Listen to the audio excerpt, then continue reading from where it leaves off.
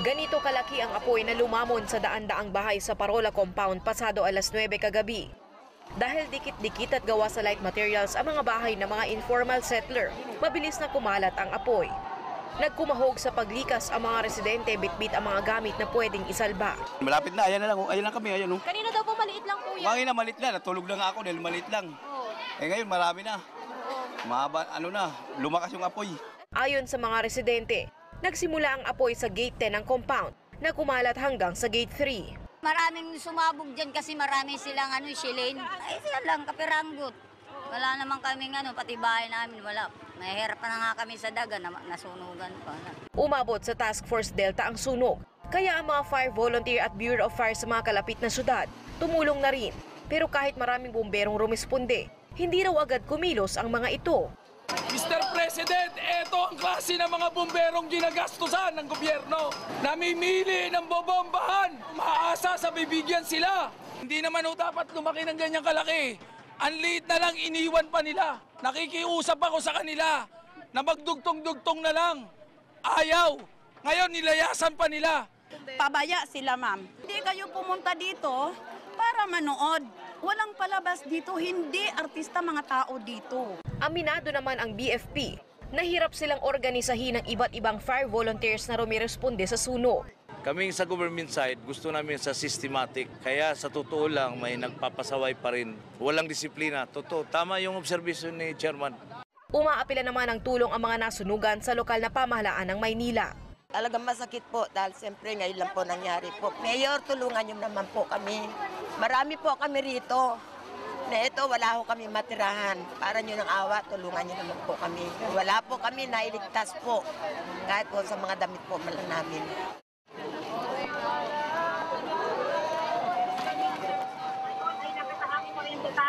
Delta itong sunog at inaakula pa nga rin ito ng mga bumbero. Wala pa tayong detalye, Cheryl, kung ilang mga bahay yung nasunog, ano yung sanhi nito, at kung may nasakta na namatay man sa insidenteng ito. Itong mga kapatid naman nating nasunugan, Cheryl, ay nasa gilid lamang ng kalsada at naghihintay ng ayuda mula sa Manila City Hall. Pero ayon sa barangay chairman na ating nakausap, yung evacuation site na pwede nilang tuluyan ay sa Delpan Evacuation Center. Pero ang problema, sa dami nga nitong nasunugang residente, ay baka hindi sila magkasya sa Delpan Evacuation Center, kaya kailangan humanap pa ng ibang evacuation site na pwedeng tuluyan ng mga nasunugan. 3 linggo bago ang Fire Prevention Month, kabi-kabilang sunog na ang naitala.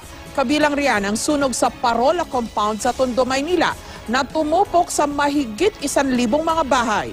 Ang ilang residente, isinisi ang paglaki ng sunog sa mismong mga bumbero. May report si Mav Gonzalez. Nabulabog ng napakalaking sunog ang Parola Compound sa Tondo, Maynila kagabi. Agad idineklara ang 5th alarm dahil sa bilis ng pagkalat ng apoy sa mga bahay na pawang gawa sa light materials. Ang ilang residente tumulong na sa pagsaboy ng tubig. Walang patid din ang pagbuga ng tubig mula sa mga rumesponding fire truck. May ilan namang iniwan na ang kanilang bahay. Malapit na yung sunog sa amin eh. Anong itsura mo sa loob? Hindi ko po maano kasi masyado na madilim. Malakas na po yung apoy. Oo. Anong nadala niyo pa? Wala yan lang, mga malalaki hindi na namin madala eh. Takot na kami. Grabe na po kasi yung sunog eh. Yung itsura ng bahay niyo? Sunog na po yung bahay namin. Meron ka pang natangay na gamit? Wala na po. Yung papa ko lang po yung wala pa eh. Nasa loob pa kasi siya. Bumalik po? Tumulong pa sa loob. Kumuha ng tubig. Pero may ilang sumuko na lang at pinanood ang unti-unting paglamon ng apoy sa kanilang tahanan. Napuno ng tao at gamit ang kalsada. Sa inisyal na taya ng BFP, mahigit 1,000 bahay ang natupok habang nasa 3,000 pamilya ang naapektuhan. Aabot sa 6 na milyong piso ang danyos ng sunog. Ito naman ang nagtamo ng minor injuries. Ang kapitan ng barangay, hindi naiwasang maglabas ng sama ng loob sa mga bumbero. Napakaliit lang. 3 bahay, 4 na bahay, tapos na eh. Wala eh. Pinabayaan nila hanggang lumaki ng ganito. Wala silang sistema. Kanya-kanya po sila. Nagtuturuan sila kung sino bobomba, kung sino magsusupply ng tubig. Sinugat naman ng BFP ang panunugod ng mga galit na residente. In fact, one of our fire truck, nasira yung light kasi binasag. Kaya sana yung ating mga barangay officials, lalo na yung ating barangay captain, i-maintain na lang yung public order. Ayusin yung kalsada, ayusin yung traffic, and let the firefighters, the BFP and the volunteers do our part. Matapos ang halos 10 oras na sunog, ito na ang itsura ng lugar. Wala nang bubong ang maraming bahay, sira na rin ang mga haligi. Pero kahit delikado pa, may ilang bumalik sa lugar para tignan kung meron pang mapapakinabangang gamit. Sa Delpan Sports Complex nagpalipas ng gabi ang mga residente. Ang problema, para makakuha ng tulong mula sa lokal na pamahalaan, kailangan ng family card na karamihan sa kanila ay wala. Kalimutan, papirmahan kay Chairman Parse ang inyong mga family card. Para sa mga bata lang muna, kahit mga damit at sulod ng mga pagkain muna at saka mainom na malinis na tubig. Wala ko pang isip paano magsisimula.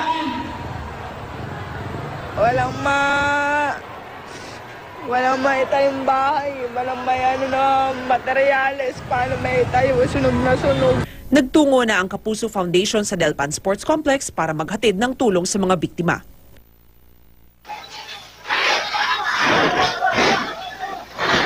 Samantala, nagkasunog din sa isang paupahang bahay sa Barangay Commonwealth, Quezon City. Tulong!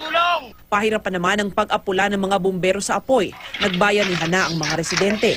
Ang ibang bumbero, sinuong ang makapal na usok para hanapin ang isang batang pinaniniwala ang pumasok sa kanilang bahay. Pero wala nang buhay ang 4 na taong gulang na bata ng natagpuan. Patuloy na inaalam ang sanhi ng sunog. Inakyat na sa Task Force Bravo ang sunog naman ngayon sa Barangay Katmon sa Malabon City. Mabilis na kumalat ang apoy dahil gawa sa light materials ang mga bahay. Live mula sa Malabon City, may report si Dano Tingkungko. Dano.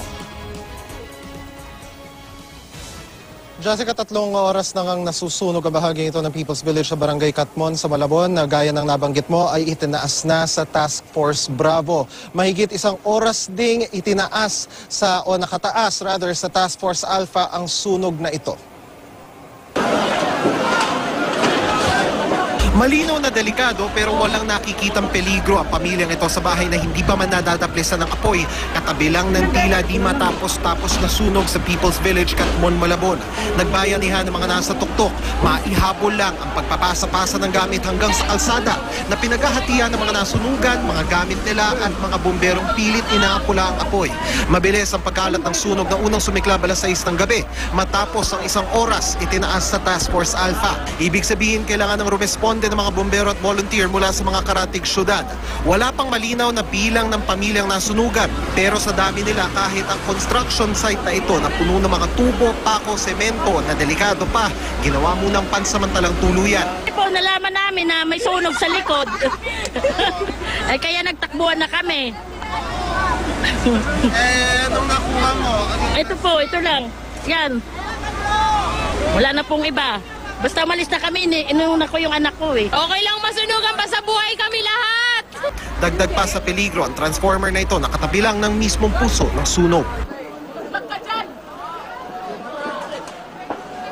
Jessica, sa nakikita ninyo sa aking likuran ay patuloy pa rin ang pag-apula o pilit pag-apula ng mga bombero sa sunog na ito dito sa Barangay Katmon pa rin sa Malabon. Bagamat sa kumpara kaninang mga alas 7:30 ay medyo nag-simmer down na yung sunog dun sa mga unang area, lalo na dito sa may bahaging malapit lang sa atin dito sa barangay na unang dinaplisa ng apoy. Meron pa ring apoy pero medyo nagsisimmer down na ito kumpara kaninang siguro mga isa't kalahating oras na ang nakalilipas. Nasa Task Force Bravo pa rin ang sunog at bagamat wala pa rin tayong anumang impormasyon kung merong nasugatan o kung merong untoward incidents kaugnay ng sunog na ito. Ayon din sa Philippine Red Cross ay nagpadala na rin sila dito ng fire truck at 2 ambulansya. Samantala, sumangguni din tayo sa BFP NCR Operations Center at sa ngayon ay wala pang paunang estimate ng kung ilang pamilya ang naapektuhan, ilang bahay ang natupok at kung magkano ang danyos. Jessica. Dano, yung mga bumbero dun sa sunog sa Parola, sa Tondo, pinuprotesta nung ilang mga nasunugan. No? Diyan sa Malabon ba, hindi ba problema ang pagpasok ng mga bombero? Kasi yung mahirap sa mga sunog na ganito, sa mga lugar na ganyan. No? Yung, paano papasok yung mga malalaking truck ng mga bombero para mabilis sana nilang maapula yung apoy, gayong napakakikitid na mga iskinita? Naku Jessica, natumbok mo, no? Kasi dito sa Hernandez Street, medyo loobang bahagi ito. So yung mga truck ng bombero lalabas, okupado na nila yung 2/3 ng kalsada. So kahit kami, kanina, nung papunta rito sa area na ito na malapit sa sunog, nahirapan kami sa pagbagtas nitong daan na to. Dahil bukod dun sa mga bumbero, syempre, marami pa rin yung mga residente, yung mga taga rito na sinusubok nilang magpabalik-balik dun sa kanilang mga bahay dahil baka nga naman meron pa silang masagip. Wala naman tayong na-monitor na kaparehong sitwasyon dun sa nangyari sa Parola sa Tondo kahapon. Bagamat yung naririnig natin, kadalasan dito sa mga nandito, mga residente dito, ay yung sinasabing kulang sa tubig. So yung iba, ginagawa nila ay kung ano man yung mga sisidla na makikita nila, ilalagyan ng tubig, tapos may kipagtulungan na dun sa mga bumbero or sila na rin yung gagawa ng sarili nilang pag-apula gaya ng ating nasaksihan kanina. Yung kuha natin na yan, I think that was shot around 7:45. At hindi lang yan confined dyan dahil marami ring areas, medyo malawak yung sakop nitong sunog na to. Marami ring mga area na ganyan ang sitwasyon. Yung mga mismong residente na yung nakaakyat, kahit delikado yung area dahil nadadaplisan pa rin siya ng apoy, sinusubukan patayin yung apoy gamit ang kung anumang timbang tubig na meron sila para nga naman makapagsagip sila ng anumang gamit na pwede nilang maisalba, Jessica. In the meantime, yung mga kababayan nating nasunugan, walang masisilungan ngayong gabi. May nakahanda man lang ba na eskwelahan o siguro sa auditorium dyan para maayos din, no? Yung tutulugan man lang nila, lalo na yung mga bata. Jessica, sa ating pag-cover dito, napansin natin na merong dalawang de facto na lumalabas, no? De facto na evacuation center. Merong public school na malapit dito na kung saan meron na ring mga residente na nandun. Alongside yung mga kalsada, yung mga maliliit na eskinita, meron na ring mga nanunuluyan doon. At actually, itong pwesto natin ngayon, ito yung unfinished na construction site na nababanggit natin kanina sa ating report, kung saan sa baba, dahil nandito tayo sa ikatlong palapag, sa baba, sa ground floor, ay marami na rin yung mga pansamantalang nanunuluyan dito. Hindi malinaw kung pagkatapos ng sunog na ito ay maaari pa rin silang tumuloy dito dahil nga ito ay isang hindi pa tapos na construction site. Kaya marami pa mga tubo, semento at pako na nakakalat dito na pwedeng maging peligro dun sa mga hindi nakakaunawa kung ano yung pwede nitong maging peligro sa kanila. At nakikipag-ugnayan din tayo sa mga lokal na opisyal kung saan ba sila pwedeng tumuloy. Bagamat sa ngayon, ang prioridad muna ng lahat ay maapula ang sunog na ito, Jessica. Okay, so sa ngayon ay Task Force Bravo ito, no? Sa kaalaman ng lahat, Dano, pakipaliwanag mo nga, kailangan ba ng dagdag na tulong ng mga bumbero ng Malabon para maapula nila ng tuluyan yung sunog sa Katmon?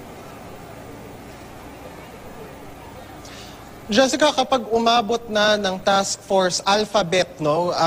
Alpha, Bravo, Charlie, Delta, Echo, General Alarm ang sunog, ang ibig sabihin nito ay kailangan ng rumesponde ng mga bumbero at volunteers mula sa mga karatig syudad, partikular dito sa Metro Manila. So kung halimbawa, kung first to fifth alarm, usually naka-confine yan, if we're not mistaken, Jessica, naka-confine yan dun sa mga firefighters within the Malabon area or at least the Kamanava area. Pero kapag umabot na yan ng Alpha, Task Force Bravo, yung current status ng sunog ngayon, ay kailangan na rin rumesponde ng iba mga available na bumbero, partikular sa iba mga syudad dito sa Metro Manila, halimbawa Quezon City, Marikina, Pasig, San Juan at iba pa.